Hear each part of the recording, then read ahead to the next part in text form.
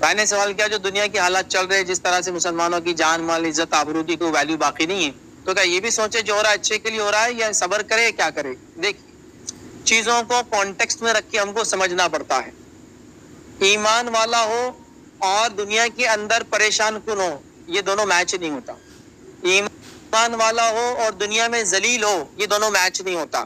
تو یہ میچ نہیں ہے. تو جو آپ نے سوال کیا وہ میچ نہیں ہے ہم سے، ہم اس کے لیے نہیں تھے. ہم باعزت لوگ تھے، ہم اللہ کے چہیتے لوگ، ہمارا دعویٰ ہے ہم قرآن کے عامل ہیں، ہم سنت کے عامل ہیں. تو ہم جس مقام پہ ہے یہ مقام ہماری کمزوری سے حاصل ہوا ہے، تو اس پہ ہم خوش نہیں ہو سکتے. جو ہو رہا ہے اچھے کے لیے ہو رہا ہے. لیکن اس کے بعد یہ بات تو میں پھر بھی کہوں گا جو ہو رہا ہے اچھے کے لیے ہو رہا ہے، اگر اس سے نصیحت حاصل کر کے اپنے آپ کو بدل لو تو بھی خیر، اور اگر نصیحت حاصل کر کے آج بھی نہ بدلا تو کل کا شر تو پھر کھڑا ہے ہمارے ساتھ. تو یہ پوائنٹ تو میں آج بھی نکال سکتا ہوں کہ جو ہو رہا ہے اس سے کچھ نہ کچھ سیکھ کے ہم اچھے ہو رہے ہیں. دیکھیے الحمدللہ پچھلے چند سالوں میں مسلمانوں نے جتنا اتحاد کا مظاہرہ کیا، اس سے پہلے کبھی اتنے اتحاد کا مظاہرہ کیا تھا؟ آج بڑے بڑے لوگ جو مختلف فرقوں کے لیڈر تھے ایک دوسرے سے جا کر مل رہے ہیں، ایک دوسرے کے مدارس میں جا رہے ہیں، ایک دوسرے کی سپورٹ کی بات کر رہے ہیں، جو اس سے پہلے کبھی یہ مثال دیکھنے کو بھی نہیں ملی تھی. کہ بتائیے کہ فلاں جماعت کا ذمہ دار جو فلاں کو کافر کہتا ہے جس کے پاس جا کے بیٹھ رہا ہے، ہوا نہیں ہوا؟ فائدہ تو ہوا. نصیحت لینا اس سے. میں کہہ رہا ہوں کہ پہلے حالات کو دیکھو، آپ اس حالت کے تھے نہیں، تو یہاں آنا آپ کا کچھ چیز چھوڑنے کی وجہ سے ہوا، تو واپس اس کو پکڑو.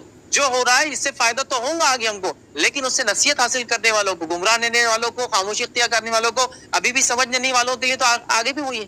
تو صبر تو ابھی کرنا ہے، اپنے حالات کو بدلنے کی کوشش کرنا ہے. واپس سے ہم کو کیسے کوشش کریں گے ان حالات کو بدلنے کے لیے؟ ویسے ہی کوشش کریں گے جیسا اس سے پہلے کے لوگوں نے کی تھی. کیسے کی تھی انبیاءوں نے، کیسے کیا تھا صحابہ نے، وہی طریقہ ہوگا. ہم غیر غلط طریقوں کو اختیار کر کے اپنے حالات چینج نہیں کر سکتے. اس بات کو آپ لکھ کر لے لیں. ہم فتنے کے بدلے فتنے سے جواب نہیں دے سکتے.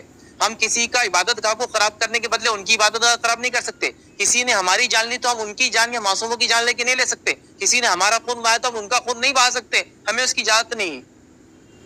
اور خاص طور سے ایک ایسے ملک میں جہاں امن و امان ہے اور عدلیہ ابھی بھی باقی ہے، ہم یہ نہیں کر سکتے. ہاں کوئی کہے کہ ملک میں انارکی ہو گئی ہے، ملک میں سول وار چھڑ گیا، تو پھر جو بچانا ہے، جو اپنی عزت جان بچانے کرتے ہیں لوگ کرتے ہیں. کئی ممالک دیکھو ہمارے اطراف میں سول وار میں پھنسے ہوئے ہیں، وہ ایک الگ چیز.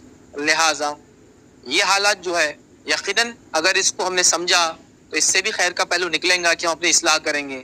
لیکن ابھی جو حالت سے گزرے اس میں صبر تو کرنا ہے، اپنے آپ کو بدلنا ہے اور اس مقام پر پہنچنے کی کوشش کرنا ہے جس مقام پر اللہ اپنے بندوں سے محبت کرتا ہے، اور محبت کرنے کے بعد ایسے فیصلے ان کے لیے کرتا ہے. تو لہٰذا ان حالات میں صبر کی بات ہی کہوں گا. لیکن میں یہ کہوں گا کہ یہ حالات جو ہو رہے اچھے کے لیے نہیں ہو رہے.